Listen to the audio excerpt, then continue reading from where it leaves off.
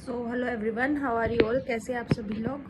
Hope आप सभी की तैयारी बहुत अच्छी चल रही होगी और आप सभी बहुत अच्छे होंगे। So in this video will be studying the vocab based on the Hindu editorial. हमने एक दो दिन से वोकैब पढ़ी नहीं है तो आपको कुछ मिसिंग तो लग रहा होगा। So let's get started with the vocab. ये द हिंदू की वोकैब है, ठीक है। काफ़ी इंपॉर्टेंट वर्ड्स रहने वाले हैं, तो ध्यान से हम शुरू करते हैं वोकैब, ठीक है।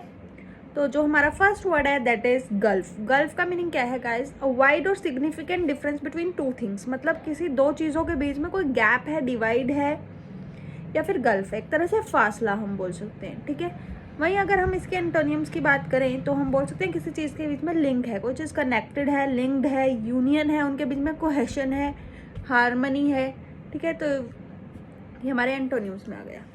Next, coming on to the next word is imperative. Very important. Imperative का मीनिंग होता है कंपल्सरी, एक तरह से जो चीज़ something that is of extreme importance, मतलब कोई चीज़ बहुत ही ज़्यादा वाइटल है, मैंडेटरी है, सिग्निफिकेंट है, इंडिस्पेंसिबल है, जिसको हम रिमूव नहीं कर सकते एक तरह से। वेयर एज वहीं हम इसके एंटोनियम्स की बात करें तो हम बोल सकते हैं कोई चीज़ डिस्पेंसिबल है, जिसको हम हटा सकते हैं, सेकेंडरी है, ऑप्शनल है, हम रखें या ना रखें, ठीक है। Next, coming on to the next word is nexus. Very important. Nexus का मीनिंग होता है कनेक्शन और अ लिंक बिटवीन टू और मोर थिंग्स। मतलब किसी दो चीज़ों के बीच में बॉन्ड है, कोई एसोसिएशन है, कोई टाई अप है, ठीक है। वहीं अगर हम इसके एंटोनियम्स की बात करें तो हम बोलते हैं किसी चीज़ के बीच में डिवाइड है, डिफरेंस है, किसी चीज़ के बीच में एलिनेशन है, सेपरेशन है, आइसोलेटेड है कोई चीज़ें, ठीक है। तो ये उसके एंटोनियम्स में आ जाएगा।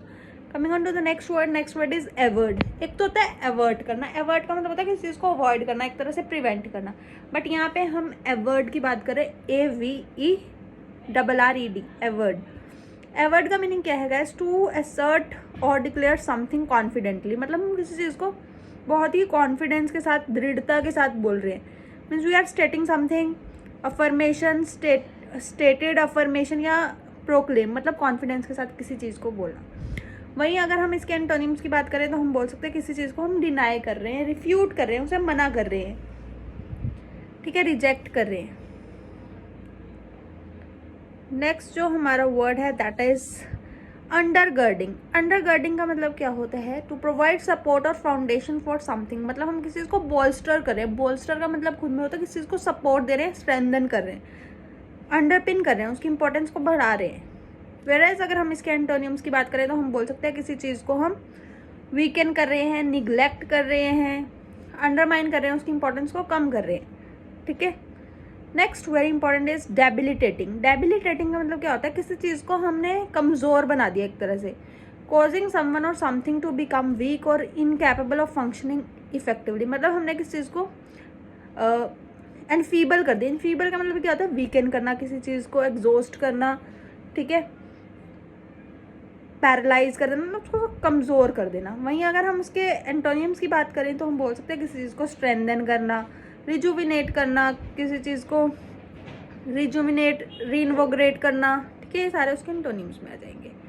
नेक्स्ट जो हमारे इडियम्स एंड फ्रेजेस हैं, so first is to turn its back on. मतलब इसका मीनिंग क्या है? टू रिजेक्ट और अबंडन समथिंग और समवन। मतलब हमने किसी को अपनी पीठ दिखा दी। हम बोलते हैं ना पीठ दिखा देना। पीठ दिखाने का मतलब होता है किसी को हमने रिजेक्ट किया, अबंडन कर दिया किसी चीज़ को। So that means to turn its back on. Next जो हमारा important that is compounding one's woes. Compounding one's woes का मीनिंग क्या है? किसी की डिफिकल्टीज या ट्रबल्स को और भी बढ़ा देना। मतलब मेकिंग समवंस डिफिकल्टीज और ट्रबल्स मोर सीवियर और इंटेंस। नेक्स्ट जो हमारा that is bridge the gap. Bridge करना मतलब एक ब्रिज बना देना गैप के बीच में। तो मतलब किसी के जो डिफरेंसेस हैं उसको कम कर देना। तो that is bridging the gap, ठीक है। Coming on to the next जो हमारा है that is ridden out. Ridden out का एक फ्रेजल वर्ब है that is surviving a difficult और चैलेंजिंग सिचुएशन। मतलब हम किसी डिफिकल्ट या चैलेंजिंग सिचुएशन को सर्वाइव कर रहे हैं, उसे निकल के बाहर आ रहे हैं, दैट इज रिडन आउट की एक फ्रेजल वर्ब है। Coming on to the next phrasal verb that is saddled with. Saddled with का मीनिंग क्या है? To be burden with something undesirable. मतलब जो चीज़ हम चाहते भी नहीं हैं उस चीज़ का बर्डन है, तो that is saddled with. So guys यही थी हमारी आज की वोकैब। हमने काफ़ी सारे नए वर्ड सीख लिए। इसको वीडियो को देखना और आपको ये सारे याद करने हैं और याद हो भी जाएंगे धीरे धीरे, ठीक है। जब हम एक चीज़ को रिपीटेड देखते हैं तो वो हमें याद हो जाती है, ठीक है। तो आई थिंक आपको ये याद हो गए होंगे. So guys that's it for the video. Do hit the like button and subscribe the channel. बाकी आपको किस टाइप का कंटेंट चाहिए, क्या कुछ डाउट्स हैं वो बता देना. ठीक है, तो मिलते हैं गाइज नेक्स्ट वीडियो में. Till then take care and study hard.